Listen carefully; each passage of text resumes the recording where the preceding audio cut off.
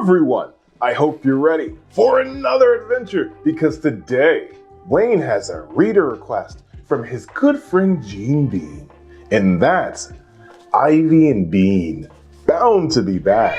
Always remember that as we go through these amazing adventures and read these outstanding stories, all you have to do is press the CC button in your YouTube link in order to follow along with the words. Now I think that North Star will be perfect to join us for another adventure. Now that North Star is here, let's jump in. Bound to Be Bad. A pain in the kazoo? Check. Bean's mom was reading the paper. Check. Bean's dad was reading the paper. Check. Nancy was reading the funnies. Bean picked up her plate and licked the streaks of leftover syrup. Bean's licking her plate, Nancy said. Stop it, Bean, said Bean's mom without even looking up from the paper. Bean sat on her hands and stared at her plate and her lips shut tight. Then suddenly her tongue shot out of her mouth into her head and swooped down to her plate. I can't help it, she said, licking. There's a magnetic force pulling my tongue out of my mouth. Bean's family looked at her as she was a bug. An ugly bug. That's disgusting, said Nancy. Bean, please, said her mother. Cut it out, said her father. I can't, slurped Bean. The force is too strong. Her father took her plate away. Bean slumped back against her chair. Thanks, dude. I owe you one. Don't call me dude, said her dad. Go and do the dishes. What? It's Nancy's turn, yelped Bean. It was Nancy's turn until you licked the plate. Now it's your turn, said her dad. That's totally unfair, huffed Bean. I couldn't help it. Haven't you ever heard of forces beyond your control? Yes, I have, said her father. Forces beyond your control are going to make you do the dishes. What am I, Cinder Bean? Bean said. What about my rights? Slowly her dad lowered his paper and looked at her. Think about whether you're making a good choice or a bad choice, Bean. There was a pause. I guess I'll go do the dishes. Bean clomped into the kitchen. Bean, you didn't see my pink yarn, did you? Oops. Bean tried to roll behind the couch, but Nancy saw her. Bean, you have my pink yarn. No, said Bean. That was true. She didn't have it. She would never have it again. Nancy looked at her. You know where it is? No. Who knew where it was by now? Nancy's eyes grew even smaller. Have you seen it recently? Recently? Mom, Bean took my yarn. Before she knew it, Bean was having to look around her room for her money. She changed hiding places so often that it was hard to remember where she kept it exactly. She had to give Nancy $7 to buy new yarn. $7? Now she only had $2 and some coins. And the yarn hadn't even worked. Bean had fallen out of the tree anyway. Bean's mom was under her desk. She was doing something with wires. And Bean could tell she wasn't having much fun because she kept saying, for crying out loud, and Kazoo, Pete. Hi, Mom, said Bean into the crack between the desk and the wall. Oh, hi, said her mom. Hold on to this cord a sec, will ya? She shoved the black wire up from between the crack. Bean didn't take it. Only if you pay me. What? Only if you pay me. Then there was silence. Then Bean's mom began to back out from under her desk. Bean started having a bad feeling. Sorry, she said quickly. I'll hold the cord for free. But now her mom was all the way out. Now she was glaring. Did I hear you say that you would only help me if I paid you, she said. It was a joke, said Bean. Just kidding. Huh? Her mom was still glaring. What do you think I'm thinking, Bean? Bean sighed. I think you're thinking I'm a pain in the kazoo. Right, so what might be a good thing for you to do? Bean thought, eat only bread and water for a week? Try again, said her mom. Give you, Daddy, and Nancy each a big wet kiss? Her mother coughed. Maybe later. Try again. Go play outside? Bingo. Tough cookies. Bean flopped down on her front steps. Yikes. Even though it was still morning, the wood was already hot from the sun. Bean's head was sweating under her hair. She wished she hadn't popped her blow-up pool. Her mom said jumping around on a blow-up swimming pool on a pogo stick would pop it. Bean had said that it wouldn't. Her mom had been right, and Bean had been wrong. Bean rested her chin on her hands and thought about that. She had popped her blow-up pool. She had been a disgusting bug at breakfast. She had used up Nancy's yarn, and she made her mom mad. What if I'm a pain in the kazoo, she thought. What if that's just how I am? What if I'm worse than all the other people in the world? Bean jumped up. She wanted to play with someone right this minute. She looked around Pancake Court. Mostly everyone was still inside, but there was one kid out. It was Katie, who was 6 years old and lived on the other end of Pancake Court. She was walking along pushing a pink doll on a stroller in front of her. Hi, Katie, called Bean. Do you want to play? Katie stopped in front of Bean's house. She looked at Bean. I don't think so. Why not? I have to stay clean. Katie was very clean. Her pink dress was clean, even her white sandals were clean. How come? Bean asked. We're going out for dinner tonight, said Katie. Your mom's making you wear your fancy stuff all day? Bean's mom would never try that. She's not making me, said Katie. I like this dress because then we're twins. She pointed to her doll. It was true, the doll and Katie were matching. We're wearing the same pink dress. Bean felt big and dirty. We could play a clean game. Katie thought a minute. House? Bean hated house. What about starving orphans? Katie folded her arms. House. Boy, Katie was a tough cookie. Fine, house. Katie was the mother, her doll was the older sister, and Bean was the baby. Katie was making cookies. The doll was doing her homework. Now you eat the cookie dough, and I give you a timeout, Katie said to Bean. Fine, Beanie lunged towards Katie and snatched her imaginary bowl of dough. Give me that, she hollered, and she threw herself under the camellia bush to gobble it up. Oh, you're a bad girl, scolded Katie. You get a timeout. Now I'm barfing on your shoes because I ate all the cookie dough, said Bean, crawling towards Katie. Ew, no, squeaked Katie, jumping away. Okay, said Bean. I'm barfing on my sister's homework. Katie grabbed the doll. That's gross, Bean. I don't want to play that. Okay, let's say I have to go to the hospital to get my stomach pumped. Bean made a sound like a siren. Katie looked down at Bean. No, she said firmly, you're not doing any of that. You're in a timeout. Bean looked up at Katie. This game was too much like life. When she and Ivy played house, the house burned down. Bean wished she was playing with Ivy. All right, I'm in a timeout. See you later. She got up and started towards the sidewalk. Where are you going? Asked Katie. My timeout's at Ivy, said Bean. Bye. Ivy! Bean started to shout into Ivy's mail slot. Yoo! Hello, Bean, said Ivy's mom, opening the front door. Care for a slice of cucumber, she said, holding a plate in front of him. Bean wanted to say, are you nuts? But she knew that wasn't polite. No, thank you, she said. Is Ivy home? She's out in the yard, said Ivy's mom. Go on back. Bean walked down the path beside Ivy's house and opened the gate that led to the backyard. Ivy's yard didn't have a trampoline like Bean's, but it did have big rocks and a perfectly round puddle that Ivy called a pond, even though she had to fill it with a hose. Ivy was standing in the middle in the long weedy grass. Her arms were raised to the sky and she had a big smile on her face. Are you trying to fly? Called Bean. Ivy turned to Bean and smiled even bigger, but she didn't move. Hi, she whispered. Wave your arms, advised Bean. Ivy smiled so hard her eyeballs bulged out. What the heck are you doing? Bean asked. I'm trying to be good, whispered Ivy. What? Yelled Bean. She waded through the weedy grass. I'm trying to be good, Ivy whispered again. Why do you have to be so quiet about it? Now Bean was whispering too. Because I don't want to scare the birds away.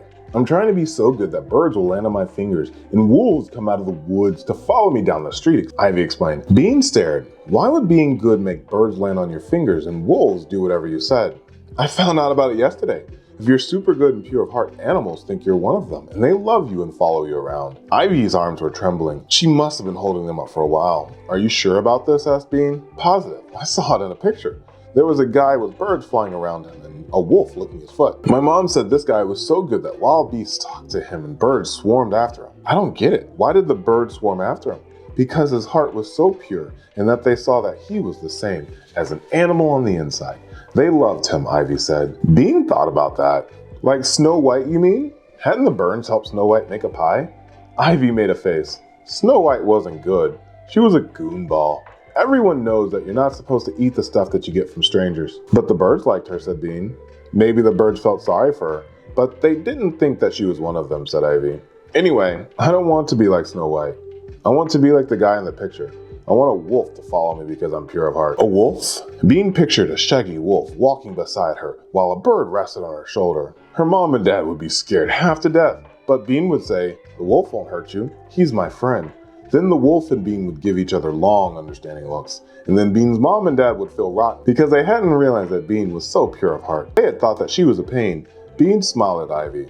A wolf would be pretty cool. Yeah, Ivy smiled dreamily. We could share him, said Bean. Sure we could, said Ivy. That's what good people do, they share. He doesn't even have to lick my foot, said Bean. It's fine if he just follows me around. I know, said Ivy. Me too. She raised her arms again. But I'm starting with birds. I think they'll be easier to get than a wolf. You know, she whispered, they're not so smart. She looked up and smiled at the sky. La la la, she sang sweetly. I don't see any birds, said Bean, glancing up. Me either, said Bean. Maybe they're hiding in the trees. Bean watched her for a moment. I like birds too, she said in a loud voice. Almost as much as I like wolves. She held her hands upwards. How do you do it? What? Be so good that a bird lands on you. Can't think about it yourself. You have to be nice thoughts about other people, said Ivy. Bean concentrated. She thought, I love you, Mom. I love you, Dad. Even though you're totally unfair. She thought of Nancy. Oh, I guess I love you too, Nancy. Then she thought of Nancy saying, 7-year-olds aren't allowed to go to horse camp, so hop. And isn't it past Bean's bedtime, Mom? Stupid Nancy, I hope you fall off a horse. Oops. Boy, this is harder than it looks, she said to Ivy. I can think nice thoughts about my mom and dad, but that's it. Oh, your mom and dad are too easy. You aren't good enough if you just think nice thoughts about your mom and dad. You have to think nice thoughts about mean people. Holy moly. I can't even think nice thoughts about Nancy, and she's my sister. I'm thinking nice thoughts about Crummy Matt, Ivy announced. No way, said Bean. Crummy Matt was the meanest kid Bean knew. He was so mean that he told little kids that chocolate milk was brown because it had poop in it. He was so mean that he kicked kickballs onto the school roof on purpose, so no one else could play with him. He was so mean, he threw rocks at cats. Uh-huh, said Ivy proudly. I am. There's nothing nice to think about Crummy Matt, said Bean. I'm thinking I hope he stops being so crummy, said Ivy. Hey, it's working. A little brown bird was hopping near Ivy's pond. Boing, boing, boing. Ivy held her breath. Here, birdie, she squeaked. The bird flew away. Ivy sighed. Now I have to start all over again. Sorry, said Bean. Ivy smiled in a pure of heart way at Bean. Now I'm thinking nice thoughts about you, she said. Bean didn't like the sound of that. Bean could not think one more nice thought. She had thought something nice about every single kid in her class. She had wished that there was peace on earth and that no more litter. That should make the animals happy.